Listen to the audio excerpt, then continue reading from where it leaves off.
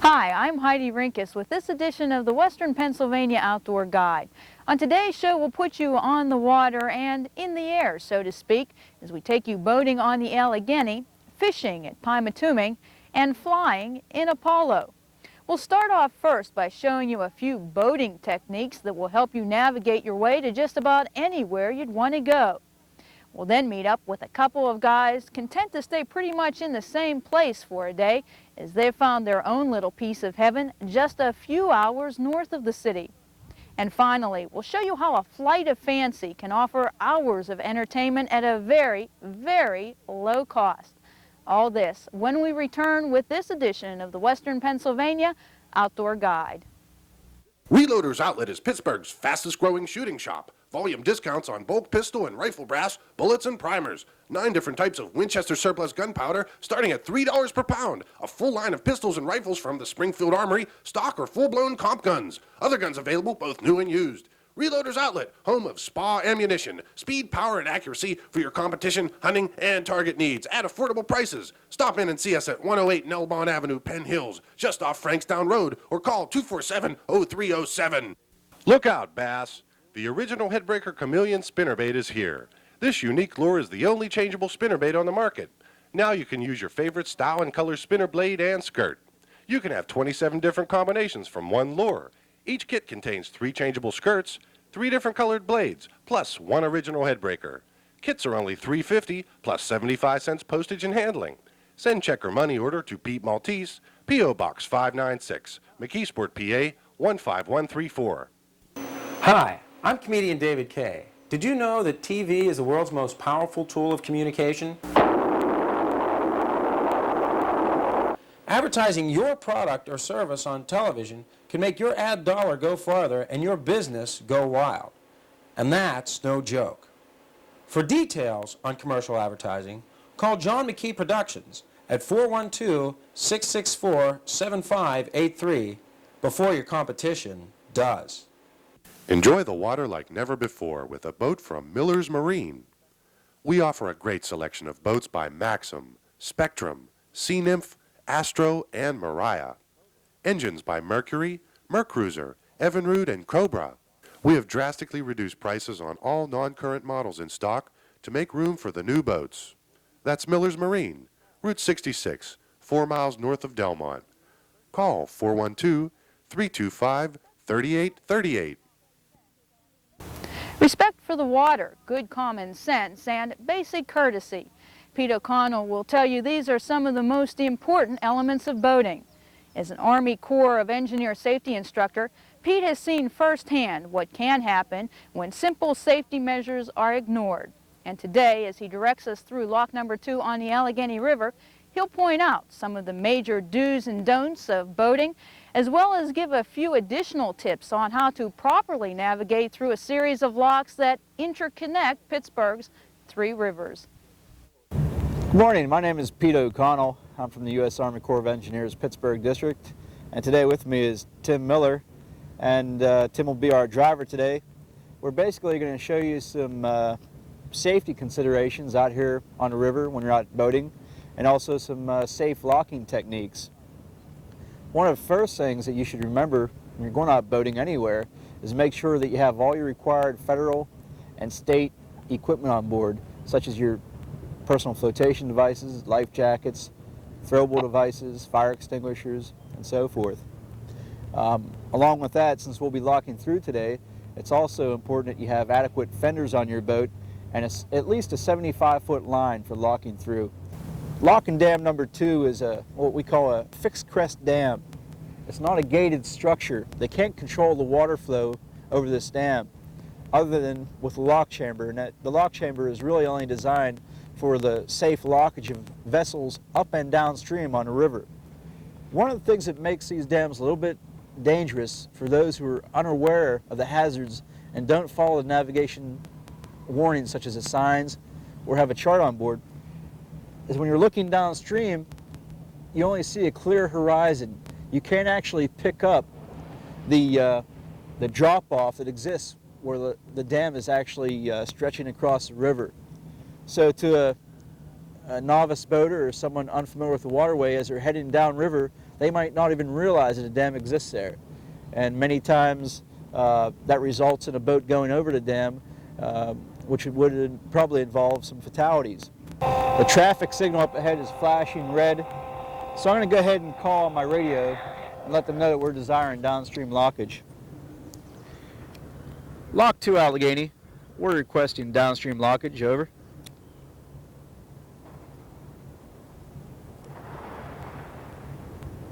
This is Lock 2 back. Okay, Captain. Nothing around. We'll get ready for you. All right, Roger. Thanks a lot.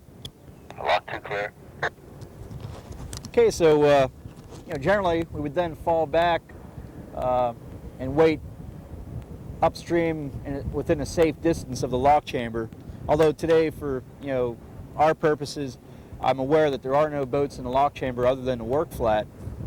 But you could see what would happen if we had a large number of boats accumulated right down here by the approach, and if we had a full chamber with, say, 20 or 30 boats that want to go upstream, there could be some potential problems there. The green light was flashing. We also received one signal of the horn by the lock operator, and he is now advising us it is safe to enter the lock chamber. This will only occur after all the boats that were heading upstream have left the approach area, and we could safely enter the chamber without possibly getting involved in a collision with another vessel. As you approach the lock wall, you watch for the lock operator. He'll be advising you where he wants you to tie up on the lock wall. In this case, he already has a hook lowered over the side, so Tim's going to carefully maneuver the boat over against the lock wall. Grab the boat hook just in case I need it. I know Tim's a good operator, but it's always good to have equipment on board to protect the boat.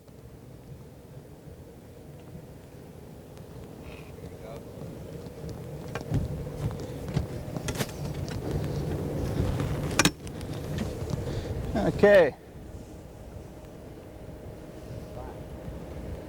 Thank you. Once the lock operator secures the locking line to the hook, you want to tie the boat off. In this case, I'm going to use the cleat on this side of the boat.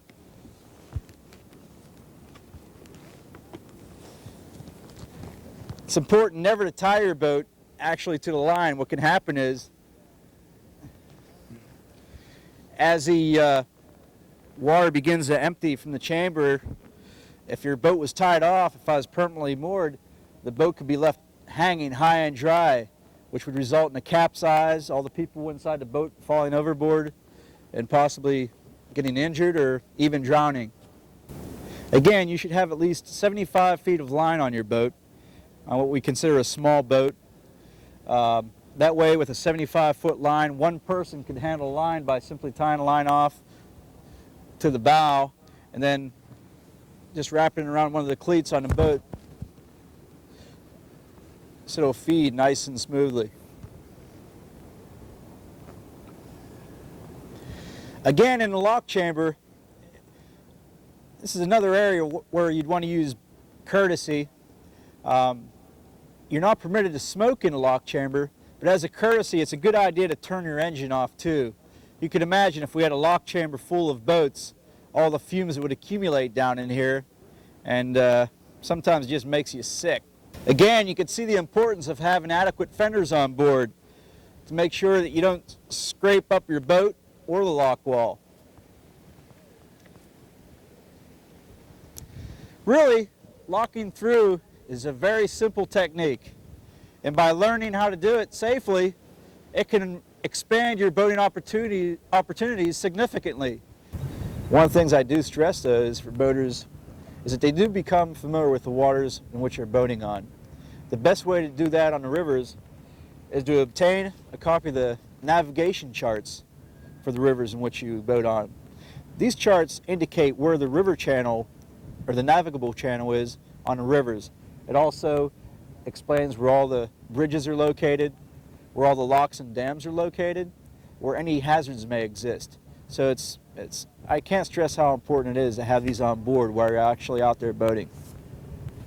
Our office a call down in Pittsburgh. That's the U.S. Army Corps of Engineers Pittsburgh District, down in the Federal Building on Liberty Avenue, and we'll send you a form so that you can order these charts so that you can safely navigate from Pittsburgh to the Gulf of Mexico. We also publish a book that contains information about all the various marinas that sell gasoline or provide overnight mooring, provide restrooms or showers. And that's valuable information to be aware of if you're going on an extended cruise. How's it going up there, Tim? Pretty good. The Corps of Engineers, thanks, Tim. The Corps of Engineers also publishes a number of brochures. For locking through, I recommend you get a copy of our Locking Through brochure. This gives you a step-by-step breakdown of locking procedures. And after you read this brochure and lock through a couple times, it'll be a snap for you. As you can see, locking through doesn't necessarily take that much time. On the average, it takes approximately a half hour going either up or downstream, which really is pretty insignificant. In fact, sometimes gives you a chance to relax, gives you a little break from the rough water and the wind, and it's pretty minimal considering the fact that you could travel anywhere you want to on the rivers. Specifically right here at the locks and dams, though, the lock master and lock operators are immediately responsible for the lockages and the safety of the people using these locks. That's why it's essential that you follow their guidance and their directions when you're at the lock and dam. The most important thing, though, is again to make sure you have all federal and state required safety equipment on board your boat. Don't keep your personal flotation devices stored in a locker or under the seats. Wear them. They're the single most important thing you could do to save your life out on the waterway. Because remember, most boating fatalities are actually caused by people just falling overboard or a boat capsizing. Okay, the lock operator now gave us one blast of his horn, which signals that it's clear to depart the lock chamber. So at that point, we're going to go ahead and unfasten the line.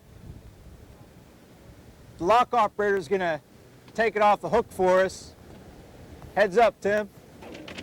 Drop it down into the boat. And again, you want to depart the lock chamber in the same order in which you arrive.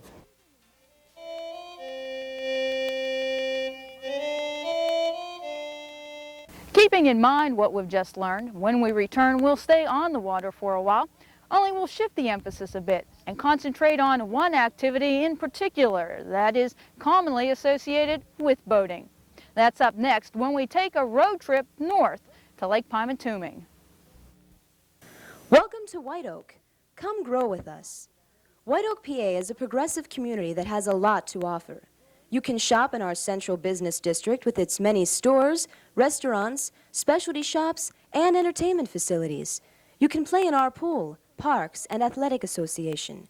You may even want to live or open a business in White Oak for safety, comfort, and convenience. This message brought to you by the White Oak Business and Professional Association. Attention, fishermen. Has the wind ever blown the boat out of your favorite spot? Why not use the turtle tube? It's a self-collapsing, self-contained sea anchor designed to slow your boat down on windy days. There's a size to fit all boats. The small one is for boats to 16 feet and is $29.95. The large one is for boats to 30 feet and is $49.95. The extra large is for boats over 30 feet and is $129.95. For faster service, call 412-824-0447. Visa and MasterCard accepted. PYMATUNING Boat Sales has been owned and operated by Frank Fenton since 1971. Here at 111 Liberty Street in Jamestown, Pennsylvania, you can browse without pressure in our 2 comfortable showrooms, featuring Harris floatboat pontoons as well as boats by Sylvan and Grumman, Johnson and Yamaha outboards, plus a wide selection of marine accessories. PYMATUNING Boat Sales is open 7 days a week, and our factory-trained technicians are available Monday through Saturday for prompt, reliable service. Call 412-932-3598. The accident was the worst experience of my life. I wasn't hurt, but my car was badly damaged.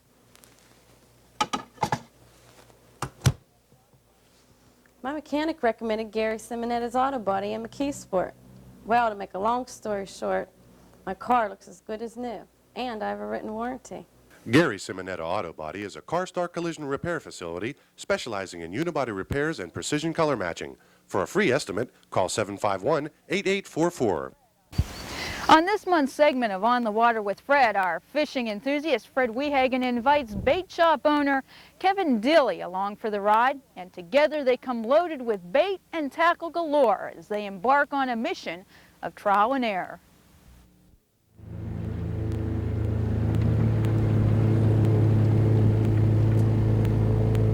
Hi, I'm Fred Wehagen. We're here on PYMATUNING today with Kevin Dilly. He's going to take us and show us where the walleyes are. We're going to see what we can do, and we're going to try different methods today. We'll be using a jig and a minnow to start with. Yes, Fred, we're going to fish off of the area called the Red Barn area out here, and we're in about 10 foot of water right now. We got a very calm day today. We're going to throw some jigs and some minnows, and we're going to try some different tactics, do a little trolling, and maybe some side planing. And if the wind picks up a little, we'll do a little bit of drifting. These are basically post-spawn walleyes. The spawn was finished about 2 weeks ago, so these fish ought to be active, and we're on them. In 2 weeks, the females should be... It takes about 2 weeks for those females to to become recuperate. aggressive again, Yeah. yes. They should be moving in right now, hungry, trying to build their strength back up for the summer. Right. PYMATUNING was built back in the 30s by the CCC. Before that, it was just a swampland. When they constructed the dam, they left most of the stumps from the causeway north to Linesville. We're just throwing a few jigs in here over top of a bunch of stumps. Tipping some jig heads with minnows and looking for some crappies and some walleyes. Marking a few fish here. Talk them into biting a little bit now.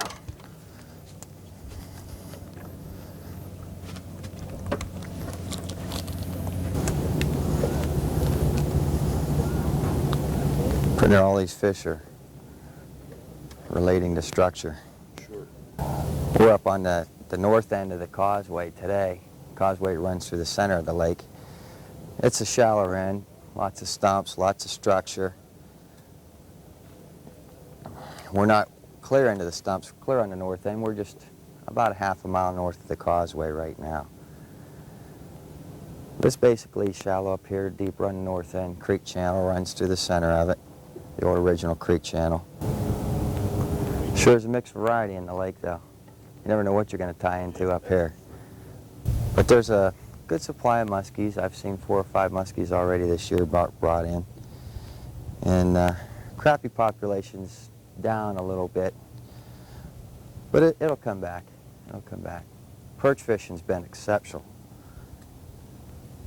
A lot of perch taken off the causeway up in our area up here, the north end around the stumps. Basically the best areas for the perch fishing. We're just on the edge of that submerged island out here. There's a few stumps sticking out in the water. Kind of hard to see with all these boats out here, but they're close to them. They're on them. Just about every stump you see will have a boat tied off to it. People are fishing for crappies and walleyes. Well, we've tried several different systems. We tried jigging, we tried trolling jigs, we tried jigs and minnows. We also tried floating jig heads, trolling slow. Nothing seems to be helping right now. So Kevin's come up with the idea that we'll use these planer boards. Kevin, you want to explain these planer boards to the people? What we're going to do is we're going to try a new concept that not too many people out on PYMATUNING use. These are what they call inline planers. Run one off the left side, one off the right side. We're going to run Hottentots off of these. What you can do is you can adjust the depth with these inline planers. And this is a very stumpy area, so I can set the depth, if we're in 10 foot of water, I can set the depth at 8 or 9 feet right above of those stumps. And that's about what we're going to do with these. It's kind of a new concept on PYMATUNING. Not too many people are using it, but we're going to show you how it works today. Well, Kevin, we tried the planer boards, and they worked out decent. We caught a few fish on them. Maybe what we should do now is do a little still fishing and use slip bobbers, set bobbers. Maybe you could explain it to the people. Okay, that's another good technique for you know, calm water, slip bobber fishing, and just fishing for panfish, fishing for crappies. We'll throw one out on slip bobbers, and we'll use our other rods we'll do a little jigging with, and maybe pick up some walleyes right along with the jigging. So we got some double rigs here, and we're going to set them in the water and marking some fish through here, and hopefully we can pick some up in here. The crappies will be schooling right along with the walleyes, right? Crappies and walleye be right in together. Sure. Well, there's no question at all that today, on such a calm day, that the side planers were the most effective technique that we use today. But like you say, we tried many different things. We caught a nice mixed variety of fish: crappies, bluegills, smallmouth, walleyes. And this is a place to come. PYMATUNING is a fantastic area. There's everything you want in this area. The boat accesses are nice. They're easy to get to. There's plenty of water in the lake after the first year. The lake draws back up. There's plenty of places to buy bait and tackle, and restaurants to eat at. If you don't own a boat, there's plenty of boat rentals around. With a little wind, we probably would have done a little bit better today, but we caught some fish, and I had a good time, and I appreciate you having me. The Linesville Boat Livery, located 2 miles west of Linesville in PYMATUNING State Park, is the only stop you'll have to make for a great day on the water. Conveniently located between a beach and a state campground, the Linesville Livery offers boats for fishermen or family outings. Featuring 24-foot pontoon boats with canopies, 14-foot fishing boats with or without motors, canoes, and paddle boats, plus a fully stocked bait, tackle, and snack shop. Call 814-683-4339 for reservations and up-to-date fishing and weather information. Introducing Pete Maltese's Headbreaker Fishing System. The Headbreaker is a specially balanced and adjustable jig head that offers extreme versatility in retrieve or trolling depth. The Headbreaker features 2 breakaway lower sections that can be easily clipped down to achieve an instant change of depth and speed.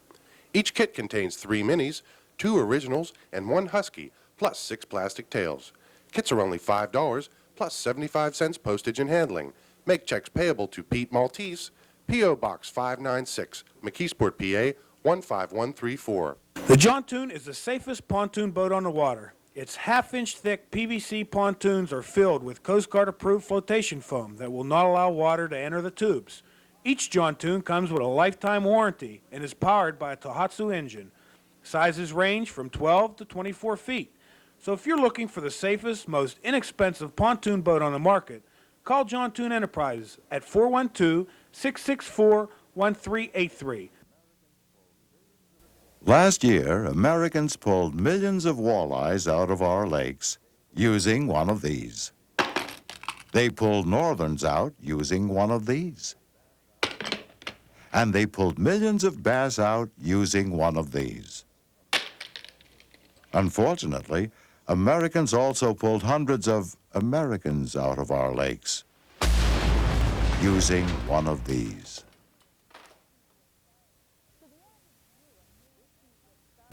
To the average viewer, this piece of styrofoam may appear as nothing more than a fast food throwaway container.